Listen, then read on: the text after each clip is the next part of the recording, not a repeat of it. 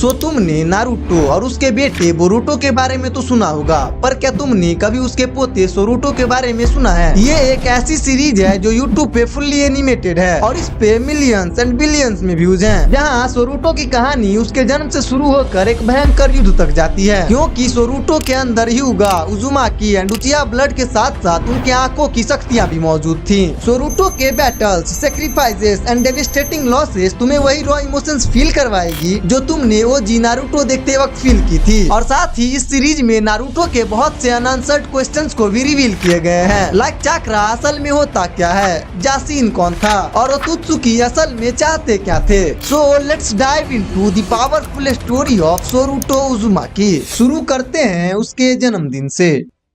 एक अंधेरी रात में सोरुटो उजुमाकी का जन्म होता है और जन्म के साथ ही उसके बाएं आंख में थी ब्लड रेड सारिंगान और बाएं आंख में थी उसके फादर बोरुटो के जैसे ही जोगन, लेकिन उससे कुछ अलग, कुछ अनोखा, एक ऐसी आंख जो धरती पे पहले कभी नहीं देखी गई थी, क्योंकि जब सोरुटो पैदा हुआ तब उसके आंखों से जो तीव्र चाकरा निकली वो पूरे गैलेक्सी में फैल गई और जो कोई भी चाकरा सेंस कर सकता था उन सभी को सोरुटो के प्रेजेंस का एहसास हो गया, यहाँ तक कि ओतुत्सुकी को भी। ओतुत्सुकी ने तुरंत एक इमरजेंसी मीटिंग बुलाई, क्योंकि उन सभी ने ये असीम ताकत महसूस की थी, एक ऐसी ताकत जो उन्होंने सदियों बाद महसूस की। इस ताकत के वजह से खुद को भगवान कहने वाले ओतुत्सुकी भी हिल गए थे, क्योंकि ये एनर्जी, ये ताकत एक लेजेंड की थी, सिवाय ओतुत्सुकी। वो ओतुत्सुकी के लिए एक लेजेंडरी फिगर था एंड उसके बारे में बहुत कम लोग ही जानते थे। वो इतना पुराना था कि सिर्फ कुछ गिने चुने ओतुत्सुकी ही उसे देख पाए थे और उसके बारे में कहा जाता है कि उसने बहुत से प्लैनेट्स को खा के अपने पावर्स को एक एक्सट्रीम लेवल तक पहुंचा लिया था। एक टाइम पे वो इतना पावरफुल हो गया कि उसे फिजिकल बॉडी की नीड भी नहीं थी। बट कुछ रूमर्स ये भी हैं कि वो ब्रह्मांड के किसी कोने में अभी भी जिंदा है। अब ये कितना सच है ये तो किसी को नहीं पता, पर एक बात तो तय थी कि हजारों साल बाद फिर से शिवाय की ताकत जाग चुकी है और वो भी इस बार अर्थ जैसे छोटे प्लेनेट पे, जो पहले से ही ओतुत्सुकी के लिए परेशानी का एक कारण था जब से कागुया और इसी की ड्रैगन फ्रूट लाने में असफल रहे और तभी से वो लोग अर्थ को लेकर स्ट्रेटजी बना ही रहे थे। सबसे पहले उन्होंने कागुया से डील करने के लिए शिवाय के राइट हैंड जासिकी ओतुत्सुकी को भेजा था, लेकिन वो गायब हो गया और ऐसा कहा जाता है कि उसे कुछ ह्यूमंस पूजने लगे और इधर ओतुत्सुकी उसके लिए हजारों साल इंतजार करते रहे, लेकिन जासिकी कभी नहीं लौटा। इसीलिए उन लोगों ने इन्वेस्टिगेट करना शुरू कर दिया। तब उन्हें ये देखकर आश्चर्य हुआ कि धरती अभी भी डिस्ट्रॉय नहीं हुई थी, बल्कि वो अभी भी जिंदा और चाकरा से भरी हुई दुनिया थी। और इसी इन्वेस्टिगेशन के दौरान उन्हें पता चला कि मून पर एक ओतुत्सुकी कॉलोनी है जिनका अर्थ के ह्यूमंस के साथ कोई मिशन चल रहा है। किसी को समझ नहीं आ रहा था कि धरती पर कागुया ने क्या गड़बड़ की थी। फिर उन्होंने मोमोशिकी और किनिशिकी को भेजा, लेकिन वो भी अब तक वापस नहीं लौटे थे और इसी पर इमरजेंसी मीटिंग में चर्चा हुई कि इस ग्रह पर कुछ अजीब हो रहा है। एक सीनियर मेंबर ने तो सुझाव दिया कि सीधा युद्ध छेड़ दो। उसे लगा कि अब समय आ गया है सब कुछ खत्म करने का। बहुतों ने उसका समर्थन किया, लेकिन अभी भी कुछ लोग पीछे हट रहे थे, क्योंकि उन्हें नहीं पता था कि धरतीवासी अब कितने शक्तिशाली हो चुके हैं। लेकिन उन्हें अंदेशा था कि कुछ तो ओतुत्सुकी लेवल की पावर रखते हैं, जिसने उनके कई स्ट्रॉन्ग वॉरियर्स को भी हरा रखा है। मगर उनके लिए अभी सबसे बड़ा सवाल ये था कि शिवाय की एनर्जी वहाँ क्यों थी, वो क्या चाहता था। इन सवालों के जवाब तो नहीं थे, तो उन्होंने तय किया कि वो दूर से ही धरती पर नजर रखेंगे और तब उन्हें पता चला कि ये सारी एनर्जी तो एक बच्चे से आ रही है और ये बच्चा कोई और नहीं बल्कि कागुया का ही डिसेंडेंट है और इसीलिए धरती से आज इंटेंस चाकरा निकल रही थी। तब उन्होंने निर्णय लिया कि उन्हें सोरुटो को पकड़ना ही होगा, क्योंकि उनके लिए सोरुटो कोई इंसान नहीं था बल्कि एक ओतुत्सुकी ही था और सोरुटो को उन्हीं के साथ होना चाहिए या फिर किसी तरह वो सोरुटो से उसकी जोगन निकाल लें। उनका मानना था कि उसके यूनिक ब्लड लाइन की वजह से वो और उसके पिता जोगन एक्टिवेट कर पाए थे, लेकिन सोरुटो की पोटेंशियल बोरुटो से भी कहीं ज्यादा थी। उन्होंने प्लान तो बना लिया था, मगर उसे एग्जीक्यूट करते करते सोरुटो बड़ा होने लगा और उसकी शक्तियां बेकाबू होनी शुरू हो गई थी। अब सोरूटो के जन्म और ओतुत्सुकी मीटिंग के 8 साल बीत गए थे, जो ओतुत्सुकी के लिए तो कुछ भी नहीं था, लेकिन इतना समय काफी था सोरूटो के एक छोटे बच्चे से यंग बॉय बनने के लिए। उसने तो निंजा एकेडमी भी ज्वाइन कर ली थी और वो भी एक फुल फ्लेज्ड निंजा बनने का सपना देख रहा था, बिल्कुल अपने फादर एंड ग्रैंडफादर के जैसे। लेकिन उसे एक बहुत बड़ी प्रॉब्लम थी, उसकी औरों से अजीब आंख देखकर बच्चे उससे डरते थे और इसी वजह से उसे बुलिंग का सामना करना पड़ता था। एक दिन तो उसे कुछ बुलीज ने फेस टू फेस घेर लिया और उसने सोरूटो से बोला कि अपनी आंखों से लेजर मार के दिखाओ। एंड सोरूटो ने कामली समझाने की कोशिश की कि भले उसकी आंखों में शारिंगान और जोगन दिखती हो, लेकिन वो उन्हें अपनी मर्जी से एक्टिवेट नहीं कर सकता। मगर सोरूटो भी जानता था कि बहस करना बेकार है, इसीलिए वो वहाँ से निकलने लगा। लेकिन बुलीज ने उसे जाने नहीं दिया और जल्दी उसने अपने आप को उस ग्रुप के लीडर से लड़ते हुए पाया। वो उसकी हर पंच और किक को आसानी से डॉज कर रहा था, लेकिन इससे पहले कोई सीरियसली हर्ट होता बेल बज गई, पर वो बुलीज अभी भी नहीं रुके थे। क्लास के बाद फिर से सोरूटो को उसी लड़के ने पकड़ लिया, लेकिन इस बार सोरूटो भी पीछे नहीं हटा। उसने फिर से इनकमिंग पंचेस एंड किक्स को इजीली डॉज कर लिया और काउंटर अटैक में उसने उस लड़के के नाक पे एक जबरदस्त पंच मारा। मगर उन बुलीज के लिए चौंकाने वाली बात ये थी कि अगले ही पल सोरूटो स्मोक में बदल गया, क्योंकि वो असली सोरूटो था ही नहीं, बल्कि वो उसका शैडो क्लोन था। और उस दिन के बाद उसकी बुलिंग बंद हो गई। मगर इसका मतलब ये नहीं कि वो लड़के उसके दोस्त बन गए थे।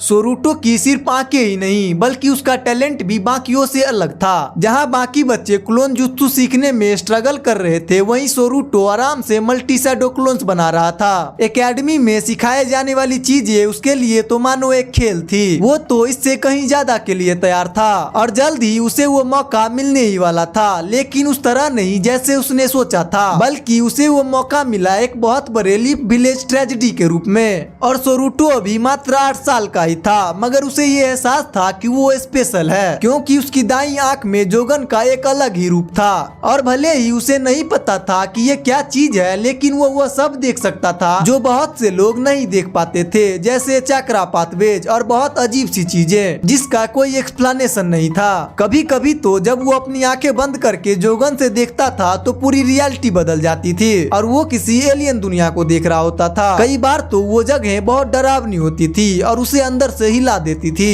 और क्योंकि उसके फादर बोरूटो के पास भी एक ऐसी ही आंख थी, इसीलिए उसने बोरूटो से पूछा। तब बोरूटो ने सोरूटो से कहा कि डोंट वरी, जैसे जैसे तुम्हारी चक्रा बढ़ेगी तुम समझने लगोगे कि तुम क्या देख रहे हो। और सोरूटो को भी यही उम्मीद थी, लेकिन बोरूटो ने सोरूटो को एक सख्त वार्निंग दी थी कि कभी भी अपनी चक्रा को उस एरिया में कंसंट्रेट मत करना, और उससे कहा कि एक दिन जब तुम बड़े हो जाओगे तब हम दोनों मिलकर उसे एक्सप्लोर करेंगे, लेकिन अभी के लिए ये बहुत खतरनाक है। सोरूटो ने हाँ कर दी, लेकिन क्यूरियोसिटी कभी कभी भारी पड़ जाती थी और जोगन की रहस्यमय दुनिया उसे खींचने लगती थी। लेकिन उसका अपना एक अलग ही सपना था, लेजेंडरी निंजुत्सु सीखकर वर्ल्ड फेमस जोनिन बनना। लेकिन चीजें और भी ज्यादा इंटरेस्टिंग हो जाती हैं जब सारे बड़े लोग उससे कहने लगते हैं कि तू तो बिल्कुल इताची जैसा है, जिसके बारे में तो ऑफ कोर्स हम सबको पता है। लेकिन सोरूटो के लिए ये सारी चीजें नहीं थी, तो उसे लगता है कि ये तो फेयर नहीं है, क्योंकि इताची को तो सिर्फ 7 साल की एज में ही एकेडमी कंप्लीट करके ग्रेजुएट कर दिया गया था, लेकिन उसे तो 12 साल तक एकेडमी में रहना पड़ा। वो बार बार यही सोचता और उसने तो कई बार अपने मम्मी पापा से रिक्वेस्ट की कि मुझे जल्दी ग्रेजुएशन एग्जाम देने दो, लेकिन वो सोरूटो को ये कहकर मना कर देते थे कि तुम्हें कोई स्पेशल ट्रीटमेंट नहीं मिलेगा।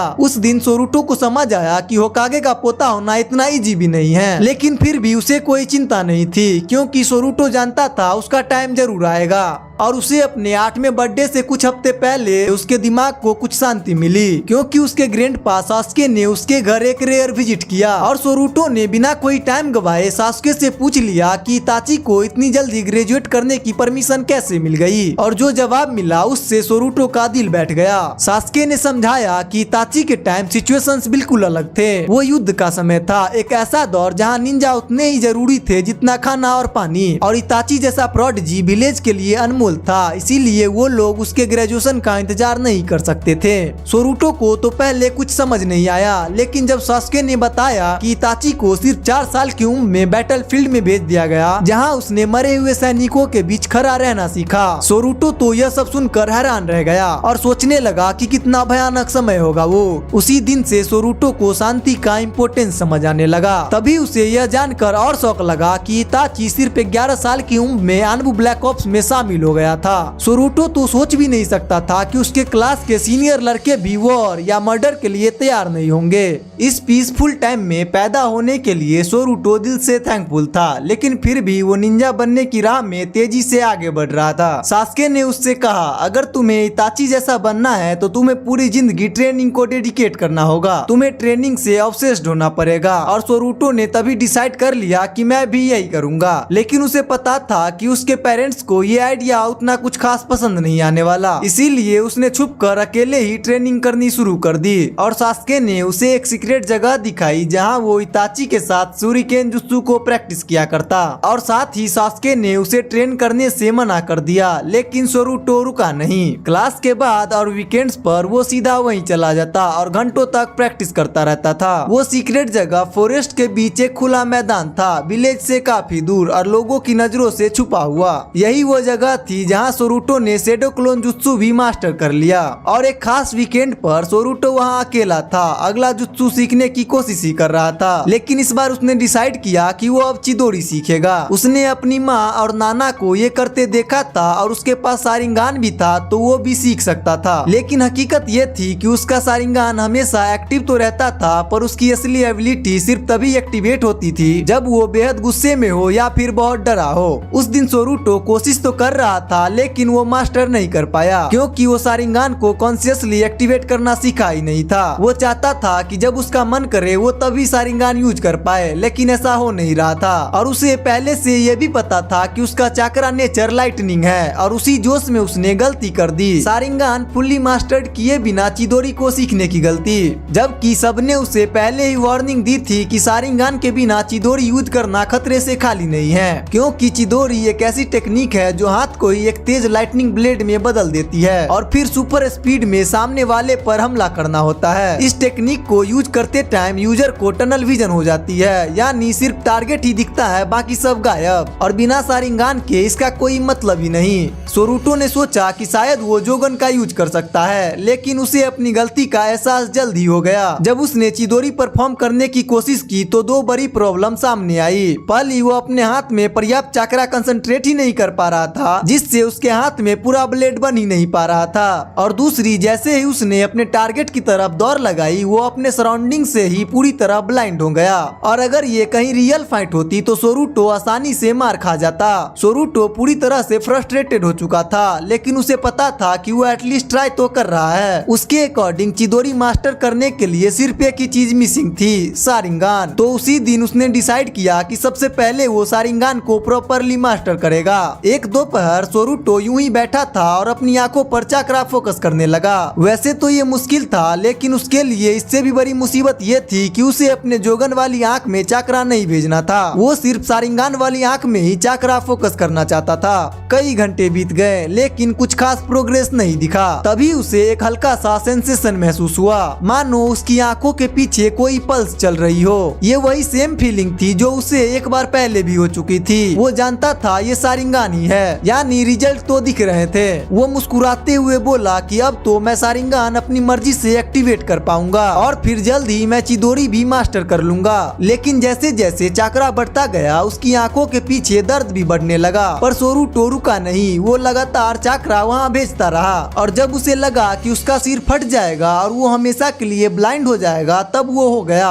उसकी आंखें एकदम से खुली और उसके सामने एक नई दुनिया थी। उसे तुरंत समझ आ गया कि उससे बहुत बड़ी गलती हो गई। हाँ, उसने शारिंगान अवेक किया था, लेकिन साथ ही उसका जोगन भी जाग चुका था और अब इसके कॉन्सिक्वेंसेस आने वाले थे और वो सोरूटो पर काफी भारी पड़ने वाले थे, क्योंकि उसी समय ओतुत्सुकी अलर्ट हो गए। जोगन के अवेकनिंग ने उनकी सेंसेस को इंस्टेंटली ट्रिगर कर दिया। ओतुत्सुकी तो पहले से ही अर्थ पर इन्वेंशन की प्लानिंग कर रहे थे और इस अवेकनिंग के बाद टाइम आ गया था अर्थ पे हमला करने का।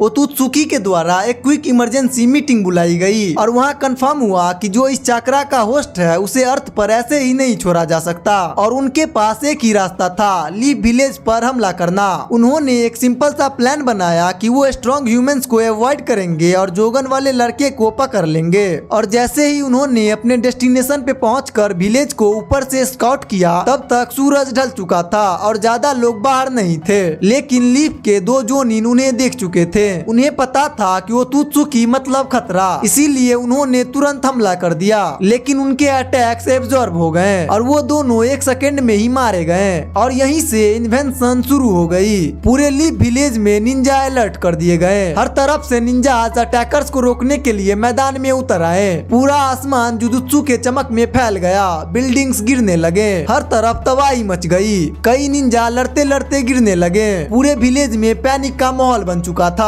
और इधर होकागे ने तुरंत टॉप एडवाइजर्स को बुला के इवैक्यूएशन का आदेश दिया। और होकागे नारुतो ने डिसाइड किया कि अगर मैं अटैकर से बात कर सकूं तो शायद कुछ हल निकले। आखिरकार उसकी सबसे ताकतवर टेक्निक टॉप नो जुत्सु अभी भी फेल नहीं हुई थी। वो सारादा और सास्के को साथ लेकर आगे बढ़ा विलेज के बिल्कुल सेंटर में, जहाँ ओतुत्सुकी का लीडर खड़ा था। नारुतो ने पूछा कि आखिर तुम लोग चाहते क्या हो? जवाब आया कि हमें बस जोगन दे दो और हम यहाँ से चले जाएंगे। और तभी एक आवाज आई, वो यही है। वो बोरुटो था, वो भी यहाँ पहुँच चुका था और उसकी जोगन भी एक्टिवेट थी। ओतुत्सुकी उसे देखकर कंफ्यूजन में सोचने लगा, ये सही नहीं लग रहा, ये आदमी तो बहुत बड़ा है। और बोरुटो से कहा कि तुम वो नहीं हो जिसे हम ढूंढ रहे हैं। अब सबको समझ आ गया था कि असली टारगेट कौन है और इधर नारुतो को भी समझ आ गया कि इस बार उसका टॉप नो जुत्सु काम नहीं करने वाला। उसने तुरंत बोरुटो और सारादा को आदेश दिया कि घर जाओ और अपने बेटे को प्रोटेक्ट करो। वो दोनों घर की ओर दौड़ पड़े, लेकिन ओतुत्सुकी उनका पीछा करने लगे। तभी नारुतो और सास्के ने मिलकर ओतुत्सुकी को रोकने के लिए अटैक किया। हर तरफ केओस था, मरते हुए निंजा की चीखें हवा में गूंज रही थी। उन्हें पता था कि उनके पास अब बहुत कम ही वक्त है। नारुतो ने एक पंच मारा, लेकिन ओतुत्सुकी लीडर ने उसका हाथ पकड़कर तुरंत उसे डिसइंटीग्रेट कर दिया। पर सास्के उसी समय टेलीपोर्ट कर गया और नारुतो को मरने से ठीक पहले वहां से हटा दिया। लेकिन खुद सास्के पर एक चक्रा बीम आ लगी और वो फाइट से बाहर हो गया। ओतुत्सुकी लीडर ने उन्हें वहीं छोड़ दिया और अब उनका निशाना था बोरुटो का घर। दूसरी तरफ बोरुटो और सारादा घर पहुंच चुके थे। वो दौड़कर सोरुटो के कमरे में गए, दरवाजा खोला, लेकिन कमरा खाली था और कमरा खाली देख उनका दिल बैठ गया। तभी पीछे से दरवाजा बंद होने की आवाज आई। सोरुटो विलेज में लौट आया था और इतना सब केओस देखकर सीधा अपने घर भागा था। बोरुटो और सारादा उसे देखकर खुश हो गए, लेकिन जैसे ही उन्होंने उसकी आंखों में देखा वो शॉक्ड रह गए। सोरुटो के एक आंख में क्रिम्सन ग्लो करता सारिंगान था तो दूसरी आंख में ब्राइट ब्लू जोगन चमक रही थी, बिल्कुल वैसे ही जैसे उसके जन्म वाले दिन थी। बोरुटो को सब समझ आ गया कि ये सब इसीलिए हो रहा है। उसने सारादा और सोरुटो से कहा कि तुम दोनों यही रहो और खुद बाहर चला गया। लेकिन बाहर पहले से ही एक शक्तिशाली दुश्मन उसका इंतजार कर रहा था और उसे ज्यादा इंतजार भी नहीं करना पड़ा, क्योंकि जैसे ही बोरुटो बाहर निकला ओतुत्सुकी लीडर वहाँ पहले से खड़ा था। गुस्से में बोरुटो की आंखें जल उठी और उसे पता चल गया कि नारुतो और सास्के हार चुके हैं। चारों तरफ आग ही आग थी, घर जल रहे थे और हवा में धुएं की बदबू फैल गई थी। ये सब देखकर उसे वो दिन याद आ गया जब पेन ने विलेज पर हमला किया था। शायद कुछ ऐसा ही मंजर फिर से देखने को मिल रहा था। लेकिन जैसे उस दिन एक उम्मीद थी, आज भी थोड़ी सी उम्मीद तो बाकी थी। बोरुटो को कोई रणनीति अपनानी होगी, क्योंकि वो ओतुत्सुकी तो अब तक अमर लग रहे हैं। तभी बोरुटो को वो जुत्सु याद आया जो उसने मोमोशिकी पे यूज किया था, वैनिशिंग राशिंगान। उसी दिन की यादें उसके दिमाग में कौंध गई और उसने लॉन्च कर दिया वैनिशिंग राशिंगान। और वो जुत्सु इस बार भी काम कर गया और सीधे जाकर ओतुत्सुकी लीडर को हिट किया। लेकिन ओतुत्सुकी लीडर के लिए ये सिर्फ हल्का सा वार था और तुरंत ही जवाब में ओतुत्सुकी ने चिबाकुटेन से चला दिया, जिससे बोरुटो सील हो गया। सोरुटो को अचानक से महसूस हुआ कि उसके पिता की चक्रा अचानक से गायब हो गई और उसी पल उसकी जोगन भी डिसिपेयर हो गई। और इधर ओतुत्सुकी लीडर को भी एक एनर्जी महसूस हुई, लेकिन वो चक्रा बोरुटो का नहीं था। ये एनर्जी कुछ और ही थी, किसी अलग जगह, किसी अलग डायमेंशन से। उसने स्पेस टाइम निंजुत्सु से एक पोर्टल खोला और उस एनर्जी सोर्स तक पहुंच गया और पोर्टल से एक बच्चा बाहर निकला और वो था सोरूटो उजुमाकी। अब वो दोनों फेस टू फेस थे, एक ओतुत्सुकी लीडर और दूसरा वो लड़का जिसने पूरे ओतुत्सुकी को हिला दिया था। लेकिन ओतुत्सुकी लीडर को कंफ्यूजन हुआ क्योंकि सोरूटो के एक आंख में शारिंगान था और दूसरा आंख नॉर्मल था। वो सोचने लगे कि वो गॉड्स आई कहाँ गई, वही जो हमने पहले महसूस की थी। लेकिन सोचने में क्या जाता है, इस आंख को भी खींचकर बाहर निकालते हैं और देखते हैं। और जैसे ही ओतुत्सुकी ने सोरूटो की आंख निकालने की कोशिश की, सोरूटो का डर और गुस्सा एक साथ फूट पड़ा और जोगन पूरी तरह जाग गई एंड सोरूटो के शरीर पर चाकरा की बाढ़ आ गई थी। एक पल के लिए वो दुनिया का सबसे ताकतवर शिनोबी बन चुका था। इस वक्त सोरूटो के शरीर में इतनी चाकरा थी कि जो चाकरा फील नहीं कर सकते थे वो भी उसकी ऑरा से कांप उठे, मानो पूरी धरती हिल गई थी। सोरूटो ने तुरंत अपने पापा को लोकेट किया और अपनी शक्तियों से उसकी सील तोड़ दी और जैसे ही बोरुटो की आंख खुली उसके सामने उसका बेटा खड़ा था। उसकी जोगन भी पूरी तरह अवेकन थी। ऐसा लग रहा था कि बाप बेटे की आंख मानो आपस में जुड़ चुकी हो। उस वक्त बोरुटो और सोरूटो के प्रेजेंस से ही एक अनंत और ऐश्वर्य शक्ति महसूस हो रही थी। सोरूटो की एनर्जी अनलिमिटेड लग रही थी, लेकिन फिर जोगन और भी ज्यादा पावर एब्जॉर्ब करने लगी। उसके जोगन की इंटेंसिटी बढ़ती ही जा रही थी और अचानक जोगन ने एक तेज फ्लैश जनरेट किया। वो फ्लैश इतनी ब्राइट थी कि सबकी आंखें बंद हो गई एंड कुछ देर बाद जब रोशनी धीमी हुई और लोग होश में आए तो सबको एक अजीब बात महसूस हुई। लड़ाई खत्म हो चुकी थी, लेकिन ओतुत्सुकी लीडर को हरा कर नहीं, बल्कि इसीलिए क्योंकि वो गायब हो चुके थे। मगर ओतुत्सुकी तो कभी पीछे नहीं हटते, तो इसका मतलब ये था कि सोरूटो की जोगन ने उन्हें कहीं और टेलीपोर्ट कर दिया था। लीफ विलेज ने इस लड़ाई को फिलहाल के लिए जीत लिया था, लेकिन इसका मतलब ये नहीं था कि खतरा हमेशा के लिए टल गया। नहीं, बिल्कुल नहीं। अब उन्हें विलेज को और विलेज के लोगों को फिर से बसाना था और जो खो चुके थे उन्हें दफनाना था। और अब एक न्यू गॉड लेवल शिनोबी के बारे में बात करने का समय आ गया था, लेकिन उससे पहले एक और जरूरी मुद्दा हल करना था। नारुतो इन्वेंशन में बुरी तरह घायल हो चुका था, यानी अब वो होकागे बनने के हालत में भी नहीं था। तो सवाल ये था कि अब उसकी जगह लेगा कौन, और यहाँ दो ऑब्वियस चॉइस थे, पहला बोरुटो और दूसरा सारादा। क्योंकि सास्के तो अब काफी बूढ़ा हो चुका था, तो वो होकागे नहीं बन सकता और इस टाइम पे विलेज में कोई और शिनोबी इन दोनों के जितना स्ट्रॉन्ग भी नहीं था। आखिरकार सारादा को होकागे बना दिया गया और बोरुटो को एक मिशन मिला जोगन के बारे में ज्यादा से ज्यादा जानने का और उसको समझने का कि आखिर ये शक्ति है क्या।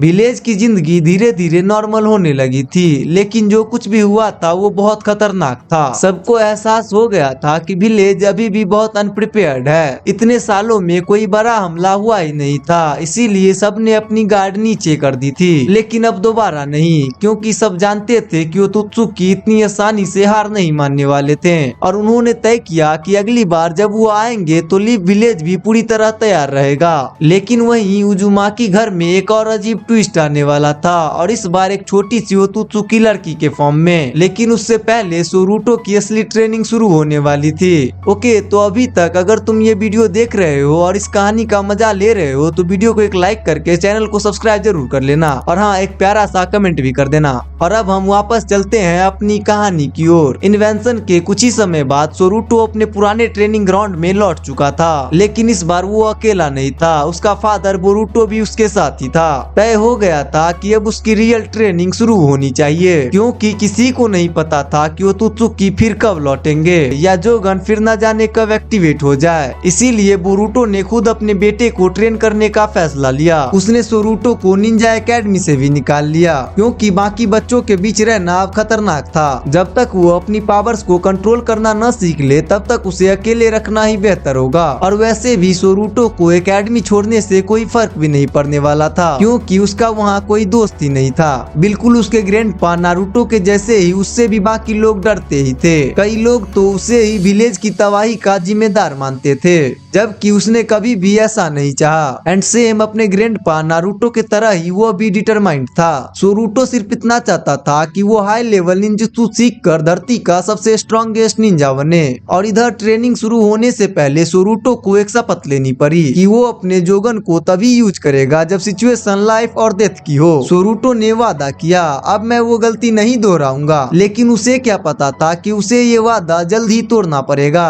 ट्रेनिंग शुरू हो गई और बोरुटो हैरान रह गया। उसे पता था कि सोरुटो बाकी बच्चों से आगे है, लेकिन इतना ज्यादा उसे अंदाजा नहीं था। सोरुटो मल्टी शैडो क्लोन्स बना सकता था, लाइटनिंग और विंड स्टाइल जुत्सु भी यूज कर सकता था, यहाँ तक कि वो एक बेसिक चिदोरी भी बना सकता था। लेकिन एक खास चीज जो उसने अपने पापा से छुपाई थी वो था उसका शारिंगान। सोरुटो नहीं चाहता था कि वो गलती से भी दोबारा जोगन एक्टिवेट कर दे। और इधर बोरुटो अपने बेटे की प्रोग्रेस देखकर बहुत ज्यादा खुश था और तभी उसने सोरुटो से कहा कि चलो अब रासेंगान भी परफॉर्म करके दिखाओ। सोरुटो ने इसे कुछ बार प्रैक्टिस तो किया था, लेकिन उसे चिदोरी ज्यादा पसंद था, इसीलिए वो रासेंगान सीखना नहीं चाह रहा था। तब बोरुटो ने समझाया कि ये एक खास जुत्सु है जो तुम्हारे ग्रेट ग्रैंडफादर मिनाटो नामिकाजे ने बनाया था और तुम्हारे ग्रैंडपा नारुतो ने इसे परफेक्शन तक पहुंचाया। लेकिन सोरुटो अभी भी कन्विंस नहीं हुआ। उसने बोरुटो से पूछा कि क्या नारुतो वाकई इतने स्ट्रॉन्ग थे? मैंने तो बस उन्हें ऑफिस में बैठा देखा है और जब जरूरत पड़ी तो तुत्सुकी ने उनका हाथ ही उड़ा दिया। बोरुटो ने डिसाइड किया कि आज की ट्रेनिंग खत्म। सोरुटो स्ट्रॉन्ग जरूर था, लेकिन अभी उसमें समझदारी नहीं आई थी। बोरुटो ने उसे बिठाया और सुनाई नारुतो की कहानी। बोरुटो ने बोला कि नारुतो भी बिल्कुल तुम्हारी तरह पैदा हुआ था, एक छुपी हुई खतरनाक शक्ति के साथ। हर कोई तुम्हारी तरह ही उससे भी डरता था, लेकिन नारुतो तुमसे अलग थे। उनके पास कोई खास टैलेंट भी नहीं था, बस उनके पास बहुत ज्यादा चाकरा थी। और तो और नारुतो का कोई फैमिली भी नहीं था, ना ही कोई दोस्त। वो अपनी क्लास का सबसे लूजर स्टूडेंट हुआ करता, कोई उससे किसी तरह की उम्मीद नहीं रखता, सब उसे एक मॉन्स्टर समझते थे। लेकिन एक महान सेंसे ने उसे एक्सेप्ट किया और उसे एकेडमी पास करवाया। फिर बोरुटो ने उसे नारुतो और सास्के की राइवलरी की कहानी बताई। सोरुटो ये सुनकर शॉक्ड रह गया था कि सास्के एक टाइम पे बुरा भी बन गया था और नारुतो को मारने की कोशिश भी की थी। सोरुटो ने बोला कि अब तो वो दोनों बेस्ट फ्रेंड्स हैं। फिर बोरुटो ने बताया कि Jiraiya 4th grade Ninja war और कैसे उसके ग्रैंडपा ने पूरी दुनिया को बदल दिया था। जब कहानी खत्म हुई सूरज ढल चुका था और घर जाने का वक्त हो गया। उस रात सोरुटो सो नहीं सका, उसे बहुत बुरा लग रहा था। अब उसे समझ आ गया था कि नारुतो कितने महान शिनोबी थे और अब वो कभी भी नारुतो और उनके किसी जुत्सु को हल्के में नहीं लेगा। जैसे जैसे दिन और हफ्ते बीतते गए बोरुटो अपने बेटे पे और भी ज्यादा प्राउड करने लगा, क्योंकि सोरुटो सिर्फ एक निंजा के रूप में नहीं बल्कि एक इंसान के रूप में भी तेजी से मैच्योर हो रहा था। उसने राशिंगान को भी रिकॉर्ड टाइम में मास्टर कर लिया और फिर ये साबित किया कि वो राशिंगान भी आसानी से चला सकता है। और कुछ और समय लगाकर उसने चिदोरी भी मास्टर कर लिया था। तभी बोरुटो ने डिसाइड किया कि अब वक्त आ गया है सोरुटो को एक और लेवल ऊपर ले जाने का। उसने सोरुटो को एक ही दिन में वैनिशिंग राशिंगान भी मास्टर करवा दिया और उसे पता था कि अब उसका बेटा बिल्कुल तैयार है। आखिरकार निंजुत्सु निंजा के अगेंस्ट काफी था, पर सोरुटो के दुश्मन निंजाज नहीं थे, उसका दुश्मन था ओत्सुकी और उनसे लड़ाई के लिए एक बिल्कुल नई अप्रोच की जरूरत थी। इसीलिए बोरुटो ने अपने बेटे को सिखाना शुरू किया उजीहिको राशिंगान। ये राशिंगान का ही एक नया वेरिएंट है जो उसने खुद ओत्सुकी से लड़ने के लिए बनाया था। ये जुत्सु प्लेनेट की एनर्जी का यूज करके शरीर को एक रिनेगान वर्टेक्स में बदल देता है। कहीं न कहीं ये जुत्सु पृथ्वी की तरफ से ओत्सुकी के खिलाफ सेल्फ डिफेंस था। बोरुटो ने सोरुटो से कहा कि धरती पर अपने पांव टिकाए रखो और इस प्लेनेट की एनर्जी को फील करो, लेकिन सोरुटो स्ट्रगल कर रहा था। दिन बीतते गए मगर सोरुटो की उजीहिको राशिंगान में कोई प्रोग्रेस नहीं दिख रहा था। इस वक्त सोरुटो का लेवल एक चूनिन जैसा था और शायद वो जूनिन तक भी पहुंच चुका था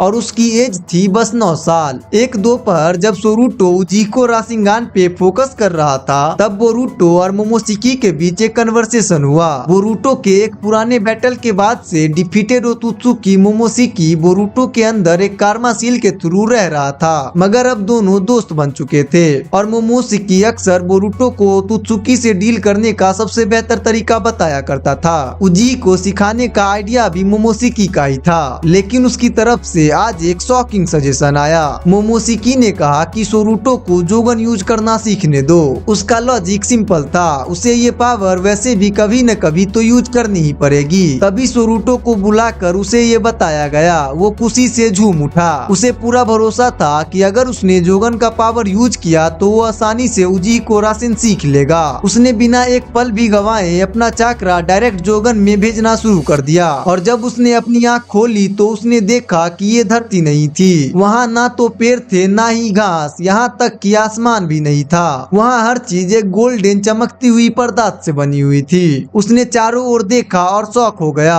क्योंकि बोरुटो भी वहाँ था। लेकिन बोरुटो के चेहरे पे भी कंफ्यूजन थी क्योंकि उसे भी नहीं पता था वो लोग कहाँ हैं। और तभी पीछे से एक आवाज आई, तो फाइनली तुम लोग आ गए। दोनों पलटे और उनके सामने एक स्पाइकी ब्लॉन्ड बालों वाला मिडिल एज आदमी खड़ा था। ये थे the fourth Hokage Minato Namikaze. Minato after life dimension में उनका इंतजार कर रहा था। फिर मिनाटो ने अपने पोते और परपोते से अपने जिंदगी की कहानी शेयर की और बताया कि वो उन पे कितना प्राउड करते हैं। सोरूटो ने एक र्यूमर सुनी थी कि मिनाटो ने अकेले 1000 शिनोबी को हराया था, तो उसने क्यूरियस होकर पूछ ही लिया कि क्या वो सच था। मिनाटो हंसे और बोले नहीं, पूरे 1000 तो नहीं थे। फिर उन्होंने बताया कि स्टोन विलेज के खिलाफ जो वॉर हुई थी, कैसे वो लड़ाई शांति टेरिटरी में बदल गई। जैसे ही कहानी खत्म हुई, मिनाटो बोले अब अलविदा कहने का वक्त आ गया है, बस जोगन डीएक्टिवेट करो और तुम वापस चले जाओगे। और जब दोनों जोगन डीएक्टिवेट करके वापस लौटे, उनके मन में बहुत कुछ चल रहा था। सोरूटो हैरान था कि उसका परिवार कितना कूल है और अब उसे समझ आ गया था कि लोग उन्हें हीरोज क्यों कहते हैं। एंड अगले कुछ सालों तक सोरूटो ने अपना जुत्सु रिफाइन करना जारी रखा। उसे जोगन यूज करने की इजाजत नहीं थी। कौन जानता था अगली बार वो कहाँ पहुँच जाए। उसने अपनी सारी एनर्जी शारिंगान, लाइटनिंग स्टाइल और जेंटल फिस्ट में डाल दी,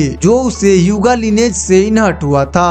उसके 10वें बर्थडे पे उसे बताया गया कि अब वो एक ऑफिशियल निंजा टीम का हिस्सा बनेगा और उसे अलग अलग मिशंस पे भेजा जाएगा। सोरूटो बहुत एक्साइटेड था, लेकिन उससे पहले उसकी जिंदगी में आने वाली थी एक नई और अनजानी फैमिली मेंबर। क्योंकि सोरूटो 10 साल का हो चुका था और उसने बहुत से एडवांस जुत्सु भी सीख लिए थे, लेकिन अभी तक उसने समनिंग जुत्सु नहीं सीखा था और ना ही उसने उस दिन के बाद जोगन यूज की थी जिस दिन वो मिनाटो से मिला था। उसे ये एहसास था कि वो फास्ट ग्रो तो कर रहा है, लेकिन अभी भी बहुत सी चीजें उसे सीखनी बाकी है। उसके एज के बाकी बच्चों से वो अलग था, लेकिन फिर भी वो उसी में एक सच्चे दोस्त की तलाश कर रहा था। उसकी इंटेंस ट्रेनिंग और जो सब लोग उसे मॉन्स्टर मानते हैं, उससे उसने महसूस किया कि उसके अलावा कोई नहीं जो उसकी केयर करता हो और ये लोनलीनेस उसे अंदर से तोड़ रही थी। लेकिन एक सुबह सब कुछ बदल गया। जब वो घर से बाहर निकला तो उसने देखा कि उसके पापा एक अजीब सी लड़की से बात कर रहे थे। उस लड़की के बाल पूरे व्हाइट थे और आंखें भी बिल्कुल सफेद थी। लेकिन तभी सोरूटो को याद आया कि उसने ये फीचर्स पहले भी देखे हैं। ये तो इस प्लेनेट की है ही नहीं, ये तो एक ओतुत्सुकी है।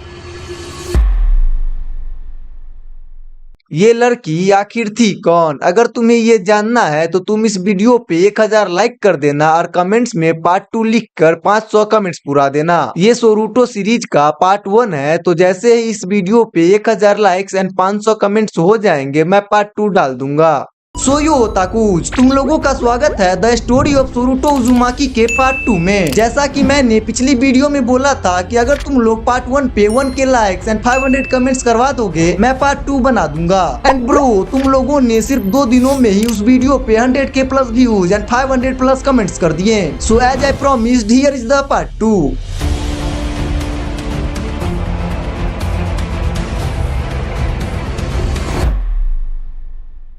वो ओतुत्सुकी जैसी दिखने वाली लड़की जो पिछले पार्ट में बोरुटो से मिली थी, वो लड़की नाओमी थी। वो अर्थ पर अपने भाई को ढूंढने के लिए आई थी और उसके चाकरा को फॉलो करते करते वो उजुमाकी घर तक पहुंच गई। और जैसे ही उसने बोरुटो को देखा, उसने तुरंत पहचान लिया कि यही वो इंसान है जिसने उसके भाई को हराया था। नाओमी तुरंत बैटल के लिए रेडी हो गई और बोरुटो को एक जबरदस्त पंच मारा। लेकिन जैसे ही वो अगला अटैक करने जा रही थी, उसके कान में एक जानी पहचानी आवाज गूंजी। लगी। बोरुटो ने कुछ देर के लिए मोमोशिकी को अपने शरीर पर कंट्रोल लेने दिया था ताकि वो नाओमी से बात कर सके। नाओमी शॉक्ड रह गई जब उसने सुना कि मोमोशिकी अब साइड बदल चुका है और अब अर्थ के ह्यूमंस के साथ मिलके काम कर रहा है। और जब मोमोशिकी ने एक्सप्लेन किया कि असल में अर्थ के बहुत सारे ह्यूमंस उनके ही लॉन्ग डिस्टेंस कजन्स हैं क्योंकि वो कागुया के ही डिसेंडेंट्स हैं, तब जाके नाओमी को बात समझ आई। लेकिन नाओमी एक बड़ी खबर लेकर आई थी। ओत्सुकी एक और बड़ी इन्वेंशन प्लान कर रहे थे। बोरुटो और मोमोशिकी को तो ज्यादा हैरानी नहीं हुई क्योंकि वो इसे पहले से ही एक्सपेक्ट कर रहे थे। मोमोशिकी ने नाओमी से कहा वापस जाओ और उन्हें बोलो कि इन्वेंशन कैंसिल करें। मैं उनका पहला लीडर था, वो मेरी बात जरूर सुनेंगे। नाओमी मान गई और अपने भाई को हक करने लगी। तभी सोरूटो बाहर आया और उसने जो देखा उसे उस पे यकीन नहीं हो रहा था।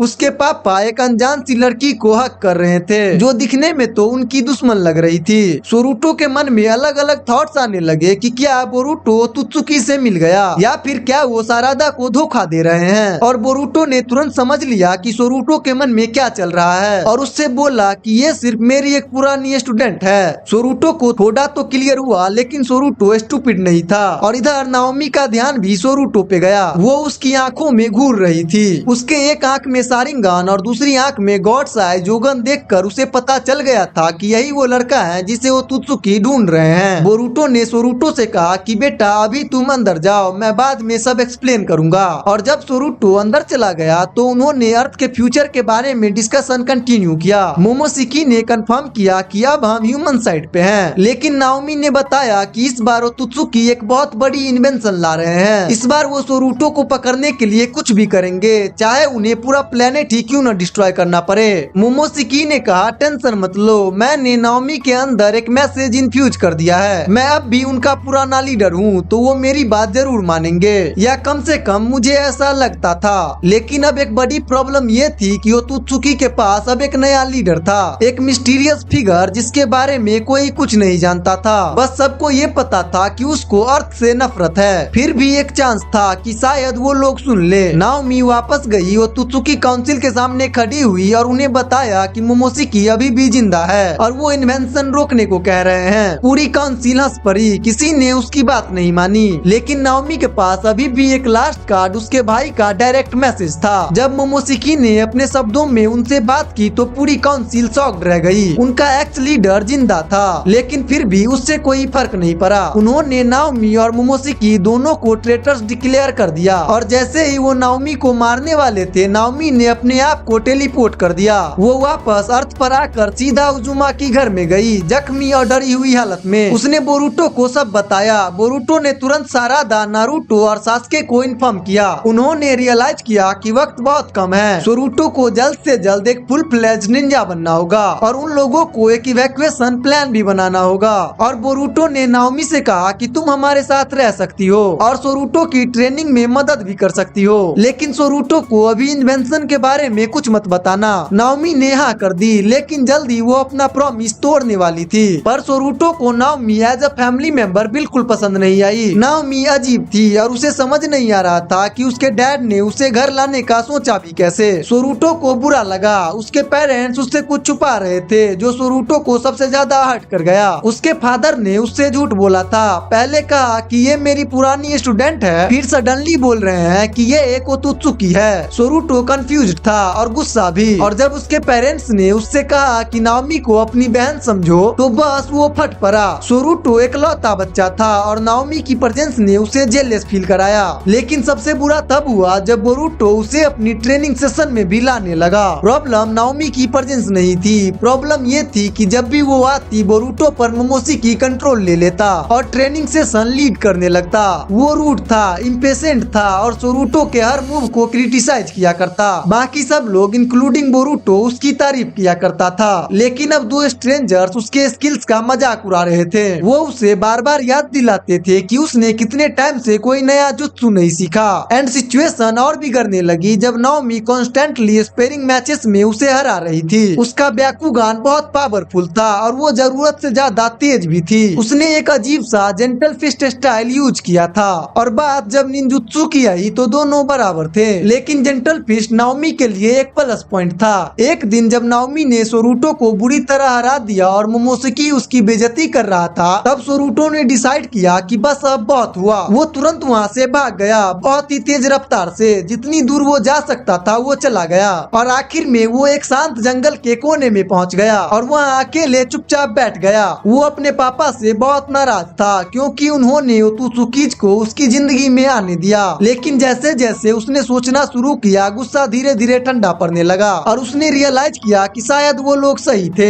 सोरूटो ने माना कि उसने महीने से कोई प्रोग्रेस ही नहीं किया, उसका ग्रोथ रुक गया था। उसने अपने पापा से जितना भी निंजुत्सु सीख रखा था उसने सब मास्टर कर लिया, लेकिन उसके बाद से उसका इम्प्रूवमेंट ऑलमोस्ट रुक गया था। उसने सोचा कि काश वो अपनी जोगन का यूज और भी ज्यादा कर पाता। तभी उसने डिसाइड किया कि चलो एक बार एक्टिवेट करके ट्राई करता हूँ। लेकिन जैसे ही उसने जोगन एक्टिवेट करना स्टार्ट किया, नाओमी पेड़ों के बीच से निकल कर सामने आई। वो उसके करीब आई और उसके आंखों को अजीब तरीके से देखने लगी, बिल्कुल वैसे ही जैसे जब वो पहली बार मिले थे तब उसने देखा था। और फिर उसने कुछ ऐसा बोला जिसने सोरूटो को अंदर से हिला दिया। उसने बोला कि क्या तुम जानते हो कि तुम एक लिविंग गॉड हो? सोरूटो एकदम से ब्लैंक हो गया और बस कहा मुझे नहीं पता था। नाओमी ने फिर उसे सब कुछ एक्सप्लेन किया ओत्सुकी इन्वेंशन के बारे में और बताया कि आखिर क्यों वो लोग तुम्हारे पीछे पड़े हैं। उसने बताया कि तुम्हारे अंदर एक लेजेंड सिवाय ओत्सुकी की पावर्स हैं, मतलब वो लाइफ और डेथ पर कंट्रोल कर सकता है, अलग अलग डायमेंशन में जा सकता है और चाहे तो वो पूरी पृथ्वी को डिस्ट्रॉय भी कर सकता है। फिर उसने ओत्सुकी लोगों के बारे में बताया कि कैसे वो लोग अलग अलग प्लैनेट्स को डिस्ट्रॉय करते हैं और चाकरा फ्रूट लाने की कोशिश करते हैं। लेकिन सबसे बड़ा शौक सोरूटो को तब लगा जब नाओमी ने कहा कि ओत्सुकी एक और बड़ी इन्वेंशन प्लान कर रहे हैं और तुम्हारे पेरेंट्स को पहले से पता था, लेकिन उन्होंने तुमसे छुपाया।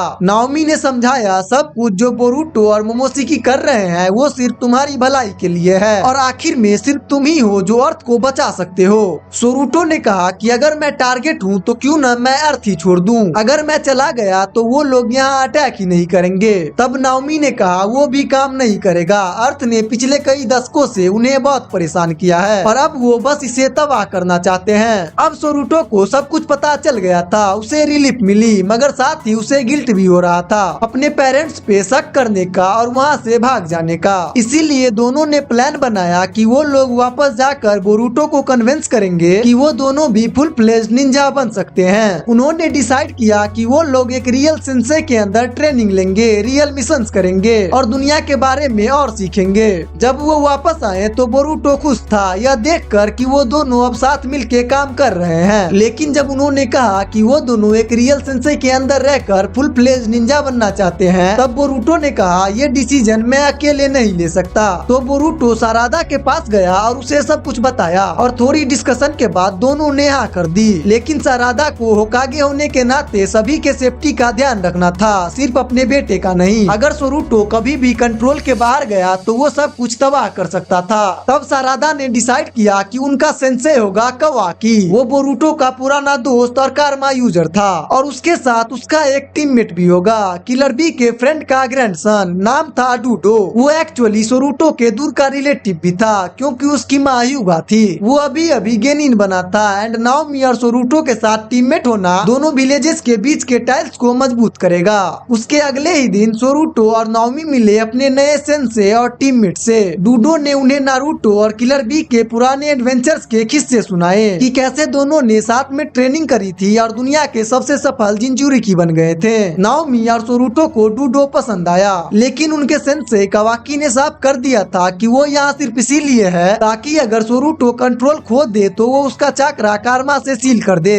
उन्हें सौंपा गया था एक खतरनाक मिशन जो जनरली सिर्फ एक्सपीरियंस जोनिन्स को दिया जाता है। उनका काम था एक रहस्यमय गांव की सुरक्षा करना जिस पर लगातार अजीब से हमले हो रहे थे। कहा जा रहा था कि वहाँ कुछ रोग निंजास छिपे हैं जो किसी डार्क पावर से जुड़े हैं। सोरूटो का दिल जोर जोर से धड़क रहा था, उसे पता था कि ये मिशन उसकी जिंदगी बदल सकता है। नाओमी हमेशा की तरह शांत और कॉन्फिडेंट थी, लेकिन उसकी आंखों में स्लाइट टेंशन दिख रही थी। और डूडो अपनी बड़ी सी मुस्कान के साथ बोला बस देखते जाओ, हम जरूर जीतेंगे। एंड कवाकी सेंसे, उसका चेहरा हमेशा की तरह कोल्ड एंड स्ट्रिक्ट ही था। सोरूटो ने महसूस किया कि अब वो सिर्फ ट्रेनिंग नहीं कर रहा बल्कि सच में एक शिनोबी की राह पर चल पड़ा है और शायद यही वो सफर था जो उसे उसकी किस्मत से मिलाने वाला था। वो लोग अपनी अनोखी प्रतिभाओं और असाधारण क्षमताओं की वजह से बेहद उत्साहित थे। उन्हें एक ग्रुप ग्रुप की जांच करने का काम सौंपा गया था। मिली हुई जानकारी के अनुसार ये ग्रुप शायद ओतुत्सुकी के साथ मिलकर कुछ षड्यंत्र रच रहे थे। भले ही बस ये एक स्काउटिंग मिशन था, लेकिन इसमें खतरा था। इस मिशन को बी रैंक दिया गया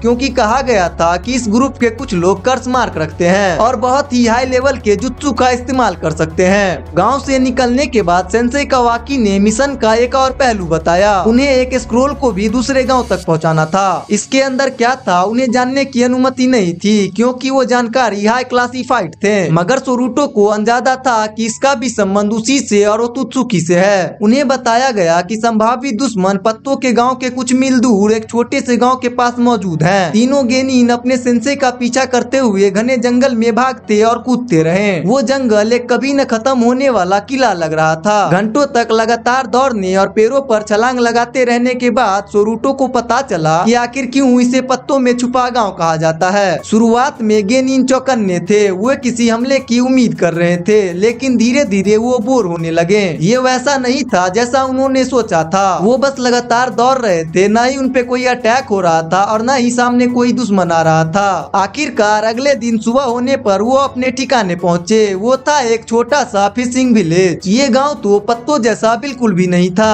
वहाँ कोई निंजा भी नहीं था, या कम से कम कोई ऐसा दिख भी नहीं रहा था। उनके सेंसेई कावाकी ने उन्हें पैरों में छुपकर गांव पर नजर रखने को कहा और कहा किसी भी अजीब शख्स के आने जाने पर ध्यान देना। सोरूटो ने सोचा अब वो और बोर होगा। उनके सेंसेई ने कहा कि वो खुद स्काउटिंग मिशन पर जा रहे हैं और बाकी को वहीं गांव पर नजर रखनी है। पूरी टीम बिल्कुल निराश हो गई। उनका मनोबल टूट गया था। वो उनके साथ जाना चाहते थे।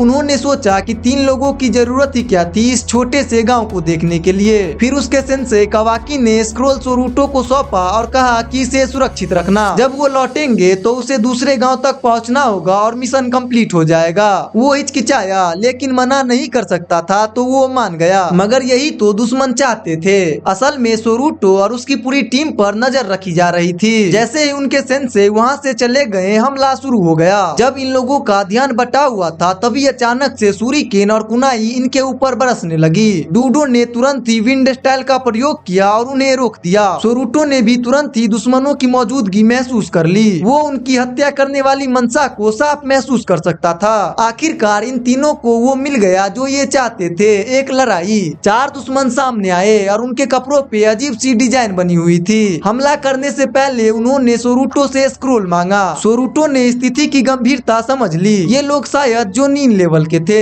सोरूटो का सारिंगान तैयार था, लेकिन उसका जोगन भी जाग उठा। नाओमी तुरंत उसके पास गई और उसे उसके पिता की चेतावनी याद दिलाई कि ये कितनी खतरनाक चीज है। वो समझ गया उनकी जान स्क्रोल से ज्यादा कीमती थी। इसीलिए स्थिति की गंभीरता को समझते हुए सोरूटो ने स्क्रोल उन्हें दे दिया। लेकिन एनिमीज गए नहीं। उन्होंने मांग रखी कि वो नाओमी को करीब से देखना चाहते हैं, क्योंकि उन्होंने सुना था कि पत्तों में एक ओतुत्सुकी गर्ल भी रहती है। डूडो तुरंत ही उसके सामने खड़ा हो गया और कहा कि उसे छोड़ दो, और उसकी यही हिम्मत उसकी बर्बादी बन गई, क्योंकि दुश्मन के लीडर ने बिना चेतावनी दिए उसकी छाती भेद दी। तलवार खून से लिपटी हुई उसके छाती के बाहर निकली। सोरूटो ये देखकर वहीं जम गया, मगर ये डर नहीं था। स्क्रोल सौंपने का विचार उसी का था और उसी फैसले ने उसके दोस्त की जान ले ली थी। निराशा ने उसे निगल लिया और उसने महसूस किया कि उसका सारिंगान बदल रहा है। सोरूटो का मांगेक्यो सारिंगान अब एक हो गया और इधर नाओमी डूडो की जख्म भरने की कोशिश कर रही थी, मगर सोरूटो पर एक अजीब शांति छा गई। उसने एनिमीज पे हमला कर दिया। उसका एक हिस्सा गुस्से में था, लेकिन भीतर कहीं एक अंधेरा हिस्सा उसकी नई शक्ति को आजमाने को उत्साहित कर रहा था। उसने तुरंत ही पहले हमलावर को एक जाइंट राशिंगान मारकर उसके पेट में कुनाई घोंप कर उसे खत्म कर दिया, जो देखकर बाकी सब हैरान रह गए, यहाँ तक कि नाओमी भी। सोरूटो ने पहली बार किसी इंसान की जान ली थी। उसकी तलवार से खून टपक रहा था और उसने 2 और दुश्मनों पर अमातराजू छोड़ दिया। उन्होंने बचने की कोशिश की, लेकिन देर हो चुकी थी। अमातराजू की ब्लैक फ्लेम्स उसे भूखे जानवर की तरह निगल गई और कुछ भयानक चीखों के बाद वो राख बन गए। अब सिर्फ वही एनिमी बचा था जिसने डूडो को मारा था। समय बर्बाद किए बिना उसने अपने माथे के नीचे छुपा हुआ कर्स मार्क एक्टिवेट कर लिया, जिससे उसके शरीर में तुरंत चक्रा भर गई और उसका पूरा शरीर काला पड़ गया था और आंखें पीली हो गई थी। वो तुरंत एक डरावनी राक्षस में बदल गया। उसके हाथ, दांत और पंजे नुकीले हो गए। अब वो इंसान नहीं रहा था। सोरूटो ने कर्स मार्क की कहानियां सुनी थी, लेकिन इसे अपनी आंखों से देखकर उसकी रूह कांप गई। वो दैत्य रूप में चिल्लाया और सोरूटो को पीछे फेंक दिया। वो बेहद ताकतवर था, शायद मांगेक्यू शारिंगान वाले सोरूटो से भी। फिर भी सोरूटो को कोशिश तो करनी थी। नाओमी को उसकी जरूरत थी और उसे अपने साथी का बदला भी लेना था, तो उसने अपने हथेली में चाकरा भरा और चिदोरी से हमला किया। ये पहली बार था जब उसने इसे किसी असली इंसान पे इस्तेमाल किया। हालांकि वो प्राणी भी अब इंसान नहीं रहा था। दोनों हवा में टकराए। सोरूटो एक बार फिर पीछे फेंका गया। उसका चिदोरी असफल हो गया था और दुश्मन उसके पास पहुंच गया अपना अंतिम वार करने के लिए। लगभग सब खत्म हो चुका था, मगर जैसे ही उसने वार करना चाहा, उसकी नजर सोरूटो के मांगेक्यू शारिंगान से मिली और वो एक गेंजुत्सु में फंस गया। फिलहाल वे सुरक्षित थे, लेकिन समस्या ये थी कि सोरूटो का ज्यादातर चाकरा खत्म हो चुका था, तो अब वो राशिंगान भी नहीं बना सकता था और दुश्मन को ज्यादा देर गेंजुत्सु में भी नहीं रख सकता था। तो अब बस एक ही ऑप्शन बचा था, जोगन। उसने गेंजुत्सु रिलीज किया और अपनी दूसरी आंख से जोगन एक्टिवेट कर ली। पहले तो एनिमी को लगा कि सोरूटो की चाकरा खत्म हो गई है, लेकिन फिर उसने देखा कि सोरूटो के हाथ में एक और नया जुत्सु था, बिल्कुल राशिंगान जैसा, लेकिन उससे कुछ अलग। वो और तेज घूम रहा था, उसका रंग बदल रहा था और धीरे धीरे वो बड़ा हो गया। वो अटैक इतना बड़ा हो गया कि सोरूटो उस पर से कंट्रोल खो बैठा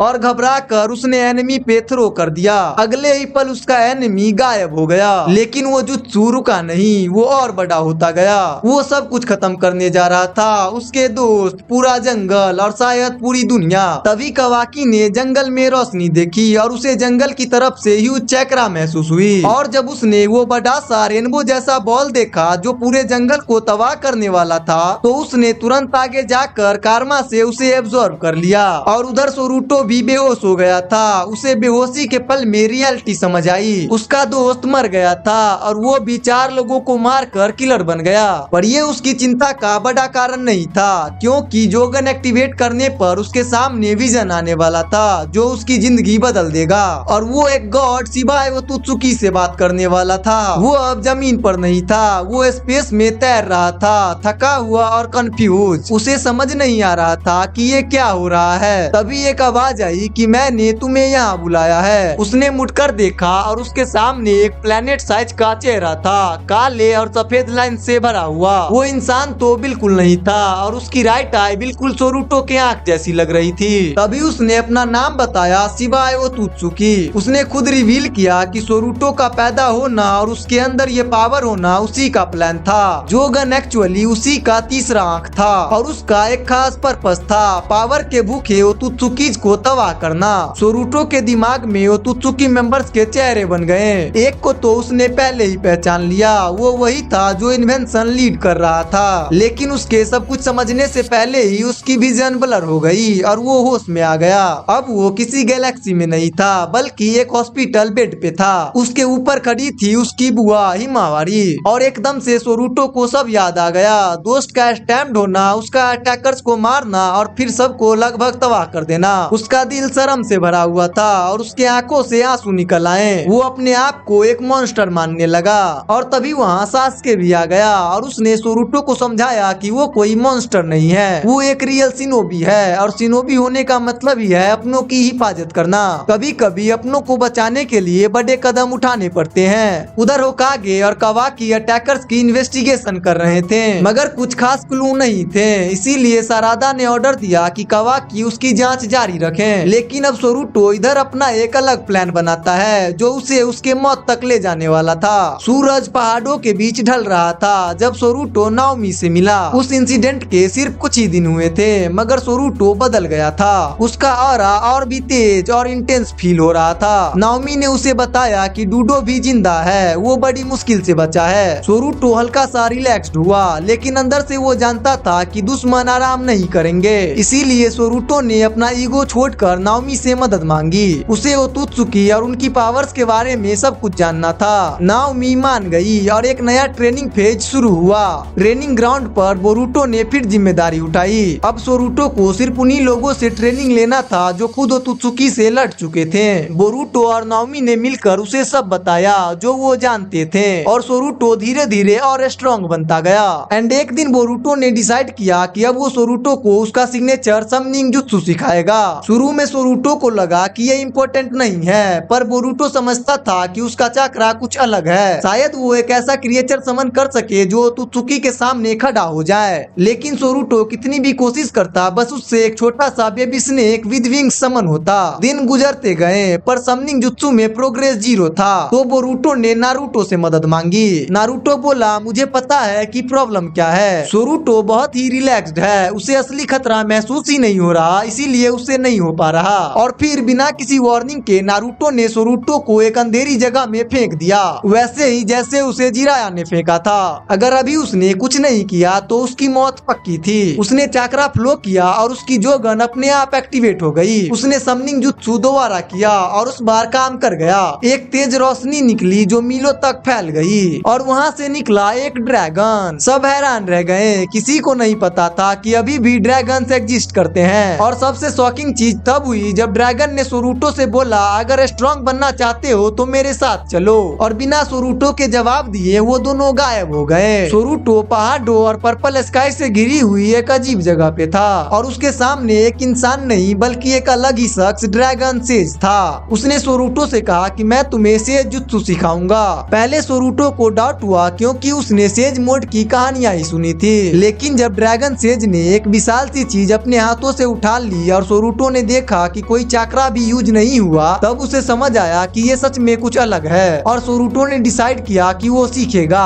पर ट्रेनिंग शुरू होने से पहले ड्रैगन सेज ने उसे एक खतरनाक वार्निंग दी और उसने कहा कि ज्यादातर लोग जो सेज मोड सीखने आए हैं उनमें से ज्यादातर फेल होकर पत्थर बन गए और तुम भी बन सकते हो। रिस्क बड़ा था पर सोरूटो डरा नहीं, उसने कोशिश शुरू की। दिन बीतते गए पर हर बार की तरह प्रोग्रेस बहुत स्लो थी। उसे डर लगने लगा, सिर्फ अपने पत्थर बनने का नहीं बल्कि अपनी फैमिली और अपने विलेज का भी। शायद उन्हें लगने लगा हो कि उसे ओत्सुकी उठा ले गए। अपने फैमिली, विलेज और दोस्तों के ख्यालों में उलझा हुआ सोरूटो अपनी सबसे बड़ी परीक्षा का सामना कर रहा था। वो सेज उसके सामने खड़े थे। उन्होंने कहा कि उसकी कठिनाई का कारण उसका ओवर एक्टिव माइंड है और इस जुत्सु को मास्टर करने के लिए मन को पूरी तरह से शांत करना होगा। सोरूटो अपने दिमाग में उठते विचारों की बाढ़ को रोक नहीं पा रहा था। वो अपनी ट्रेनिंग और इतना ज्यादा ताकतवर बनने की कोशिश में व्यस्त रहता था कि उसने कभी अपने डर और भविष्य की चिंता का सामना ही नहीं किया था। लेकिन उसने तय किया कि ये सब तो ठीक है, लेकिन उसे सेज जुत्सु मास्टर करनी ही है। उसने अपनी सांसों को धीमा किया और मन भी धीरे धीरे शांत हो गया।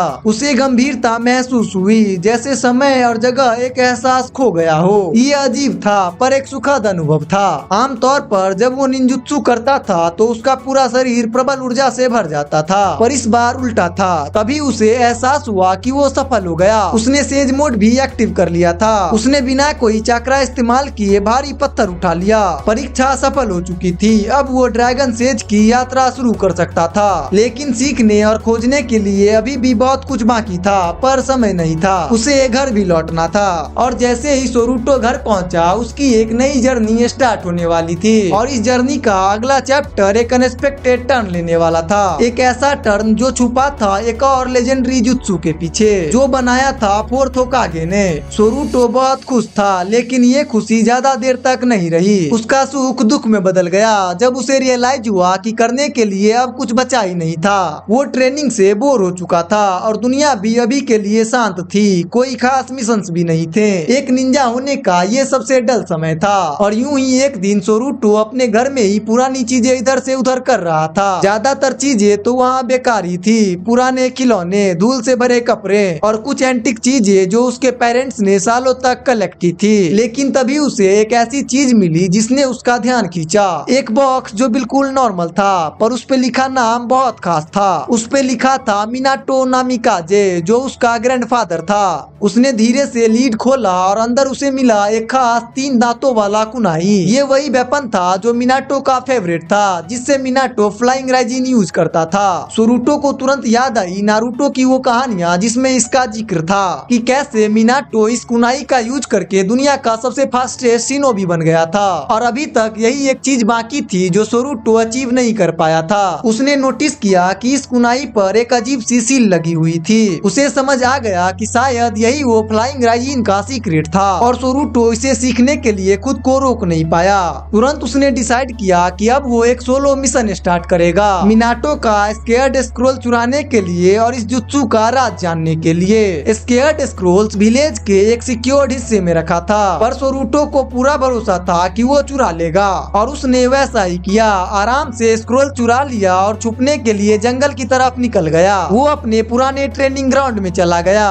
तभी सबको पता चल गया और किसी ने सोरूटो को वहाँ देखा भी था। तुरंत कवाकी को इन्फॉर्म किया गया और कवाकी यह सुनकर शॉक्ड और फ्यूरियस था, लेकिन उसे अंदाजा था कि चोर कौन है। सोरूटो लगभग 1 घंटे तक ही स्क्रोल के साथ प्रैक्टिस कर पाया था। तभी उसके सेंसेई वहाँ आ गए। उन्होंने बोला कि स्क्रोल वापस दे दो, लेकिन सोरूटो ने मना कर दिया। उसने अभी तक वो सब नहीं सीखा था जो वो सीखना चाह रहा था। सोरूटो भागने लगा और कवाकी भी उसका पीछा करने लगा, लेकिन सोरूटो के लिए 1 घंटे की भी प्रैक्टिस काफी थी बेसिक सीखने के लिए। सोरूटो फ्लाइंग राइजिन का यूज करके छोटी छोटी डिस्टेंस टेलीपोर्ट करना सीख गया था। इसका मतलब था कि कवाकी के लिए उसको पकड़ना इम्पॉसिबल है। कवाकी ने अपनी पूरी कोशिश कर ली, मगर उसे उसका पता नहीं चला। और तभी अचानक से एक कुनाई डार्कनेस से निकलकर उसकी तरफ आई और रिएक्शन करने से पहले ही सोरूटो कवाकी के पीछे टेलीपोर्ट कर गया। सोरूटो उसके गर्दन पे वो कुनाई रख चुका था। उसने अपने सेंसेई को वार्निंग दिया कि मुझे जाने दो, मैं ये टेक्निक मास्टर करके वापस आ जाऊंगा,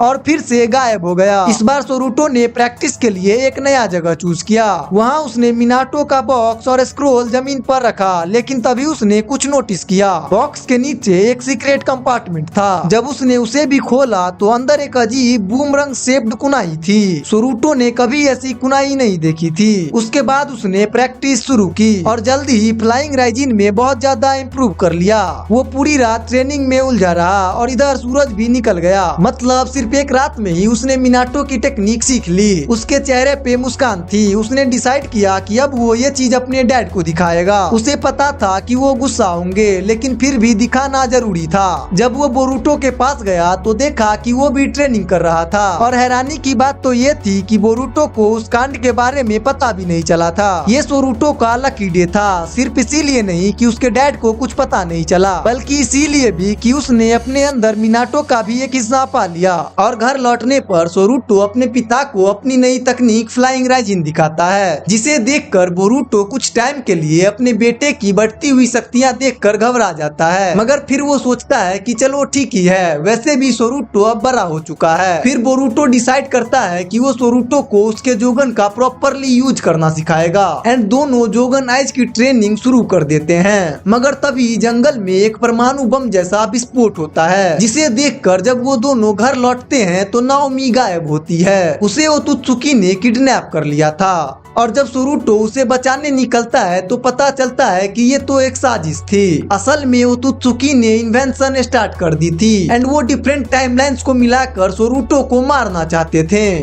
और वो अलग अलग टाइमलाइंस को मिलाने में सफल भी हो जाते हैं, जिससे सोरूटो अपने पिता बोरूटो और दादा नारुतो के युवा रूपों से मिलता है। कुछ देर तो वो लोग एक दूसरे से बात ही करते हैं, मगर तभी ओतुत्सुकी हमला कर देते हैं। तब ये सारे मिलकर ओतुत्सुकी का सामना करते हैं, मगर उसका कुछ उखाड़ नहीं पाते, क्योंकि ये तीनों मिलकर भी ओतुत्सुकी लीडर के पावर्स का सामना नहीं कर सकते थे। और तभी ओतुत्सुकी लीडर बोरूटो और नारुतो को एक साथ ही एक पंच मारता है, जिससे वो दोनों बहुत ज्यादा घायल हो जाते हैं। मगर अब भी सोरूटो मैदान में अकेला खड़ा था, तो वो अपने फैमिली और फ्रेंड्स को बचा सकता था। मगर तभी ओतुत्सुकी लीडर उसे भी एक जबरदस्त पंच मारता है, जिससे सोरूटो को ज्यादा कुछ तो नहीं होता, मगर डैमेज पड़ती है। एंड तभी अचानक से वे सारे गैलेक्सी में पहुंच जाते हैं, जहां सोरूटो के अंदर जो सिवाय ओतुत्सुकी की जोगन आइज थी वो जाग उठती है, और सोरूटो पूरा का पूरा सिवाय ओतुत्सुकी के रूप में बदल जाता है। एंड तब जाके वो लोग ओतुत्सुकी लीडर को हरा देते हैं।